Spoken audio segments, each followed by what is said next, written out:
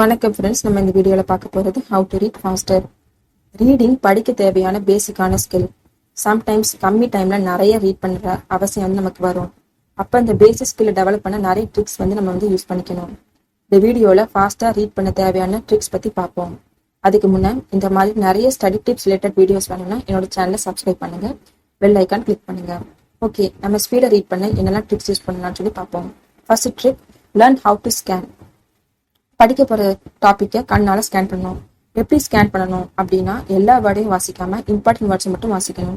Example, numbers, names, places, ஃப்ரேசஸ்னு keywords, key கான்செப்டை புரிஞ்சுக்க யூஸ் ஆகிற வேர்ட்ஸை மட்டும் ரீட் பண்ணணும். நம்ம ஐக்கு வந்து நேச்சுரலா அந்த கெப்பாசிட்டி வந்து இருக்கு. பேஜோட டாப் டு பாட்டம் வர அப்படியே ஐல இம்பார்ட்டன்ட் கான்செப்டை மட்டும் அண்டர்ஸ்டாண்ட் பண்ற மாதிரி இம்பார்ட்டன்ட் வேர்ட்ஸை ஸ்கேன் பண்ணணும். இதால தேவையில்லாத வேர்ட்ஸை அவாய்ட் பண்ணி சீக்கிரமா ரீட் பண்ண முடியும். ஸ்கேனிங் மெத்தடுக்கு best example Google search page. Google search பேஜில் நம்ம வந்து பர்டிகுலரான இன்ஃபர்மேஷன் வந்து தேடுவோம். அப்போ அதுக்கு நம்மளுடைய டாபிக் ரிலேட்டடாக வர்ற ஹெட்டிங் அதோடைய ஃபர்ஸ்ட் லைன் மட்டும் பார்த்துட்டு அதை வந்து கரெக்டாக வந்து கிளிக் பண்ணுவோம். அந்த வெப்சைட் வந்து வேணுமா வேணாமா அப்படின்னு சொல்லி கரெக்டாக வந்து கிளிக் பண்ணுவோம். இது வந்து ஸ்கேனிங் மெத்தடுக்கு வந்து ஒரு பெஸ்ட் எக்ஸாம்பிள். அடுத்த எக்ஸாம்பிள் என்ன சொல்லி பார்த்தோம்னா டிக்ஷனரி. டிக்ஷனரியில் இப்போ ஒரு பர்டிகுலர் வேர்டுக்கு மீனிங் பார்க்கணும் அப்படின்னா கரெக்டாக நம்ம கண்ணால மேலேருந்து கீழே வரைக்கும் கரெக்டாக ஸ்கேன் பண்ணி எடுத்துருவோம். இதுவும் வந்து ஒரு ஸ்கேனிங் மெத்தடை வந்து அண்டர்ஸ்டாண்ட் பண்ணிக்கிறதுக்கான ஒரு பெஸ்ட் எக்ஸாம்பிள். இந்த மெத்தட் வந்து மெயினா வந்து ஒரு பர்டிகுலர் கொஸ்டினுக்கு ஆன்சர் கண்டுபிடிக்க வந்து யூஸ் பண்ணிக்கலாம். அடுத்து என்னன்னு சொல்லி பார்த்தோம்னா, only read first and last sentence of your paragraph. Science books, அப்புறம் இன்ஜினியரிங்ல ஃபாரின் ஆத்தர் புக் பார்த்தோன்னா ஏகப்பட்ட கதையா இருக்கும்.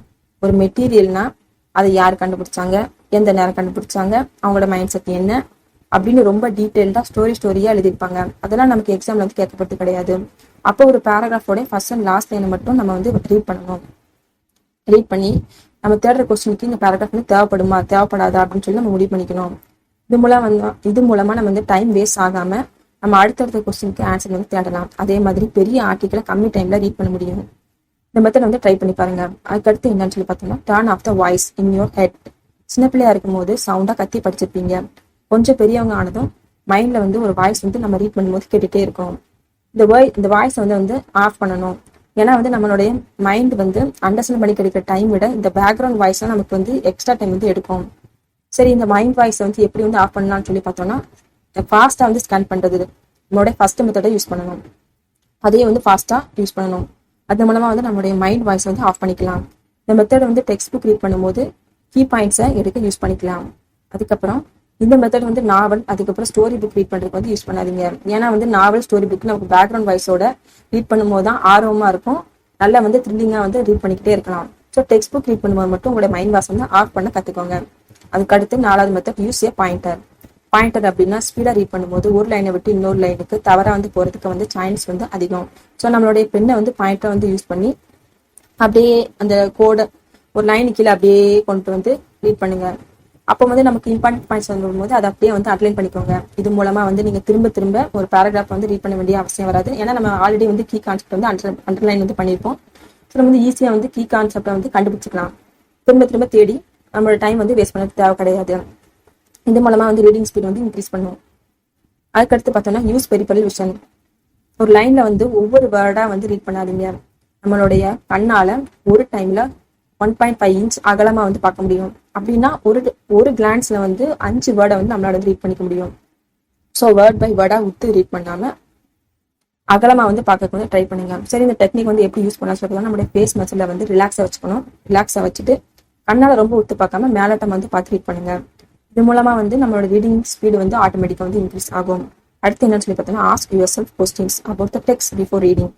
இப்போ நீங்க வந்து பர்டிகுலர் இன்ஃபர்மேஷனை கேதர் பண்ணதான் ரீட் பண்றீங்கன்னா, அதுக்கு ரிலேட்டடான கொஸ்டின்ஸ் எல்லாத்தையும் செட்டா வந்து ரெடி பண்ணிட்டு அதுக்கப்புறம் வந்து அதை வந்து ரீட் பண்ண ஸ்டார்ட் பண்ணணும். இது மூலமா வந்து நம்ம வந்து தேவையில்லாத பாயிண்ட்ஸ் எல்லாத்தையும் விட்டுக்கலாம். அதாவது தேவையில்லாத பேராகிராஃப் எல்லாத்தையும் வந்து விட்டுட்டு நமக்கு எது தேவையோ அதை மட்டும் நம்ம வந்து கேதர் பண்ணிக்கலாம்.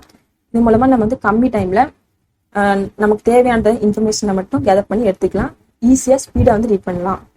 அதுக்கடுத்து என்னன்னு சொல்லி பார்த்தீங்கன்னா, யூஸ் டைமர் செட் பண்ணிக்கோங்க. 1 ஹவர்ல வந்து எவ்வளவு ரீட் பண்றீங்கன்னு பாருங்க. நெக்ஸ்ட் டைம் வந்து அதோட ஜாஸ்தியா வந்து ரீட் பண்றீங்களான்னு சொல்லி பாருங்க. இது மூலமா வந்து ஒரு டைம்ல வந்து ஒரு கோல் வந்து செட் பண்ணி ரீட் பண்ணும்போது நம்மளுடைய நம்ம வந்து ஸ்பீடா வந்து ரீட் பண்ண முடியும். ஆட்டோமேட்டிக்கா வந்து ஸ்பீட் வந்து இன்க்ரீஸ் ஆகிட்டே இருக்கும். டைமர் வந்து நம்ம மொபைல்லே வந்து செட் பண்ணிக்கலாம். அதுக்கடுத்து சொல்லி பார்த்தீங்கன்னா, டோன்ட் மல்டிடாஸ்க் வைல் ரீடிங். ரீட் பண்ணணும்னு முடிவு பண்ணிட்டா ரீட் மட்டும் பண்ணணும். அந்த டைம்ல டிவி பார்க்கக்கூடாது, மொபைல் பார்க்கக்கூடாது, யார்ட்டையும் பேசக்கூடாது. இந்த மாதிரி எக்ஸ்ட்ரான ஆக்டிவிட்டிஸ் எல்லாத்தையுமே வந்து அவாய்ட் பண்ணணும். அப்பதான் நம்ம வந்து கான்செப்டா வந்து அண்டர்ஸ்டாண்ட் பண்ணிக்க முடியும். அகைன் ரீட் பண்ணி டைம் வந்து வேஸ்ட் பண்ண தேவை கிடையாது.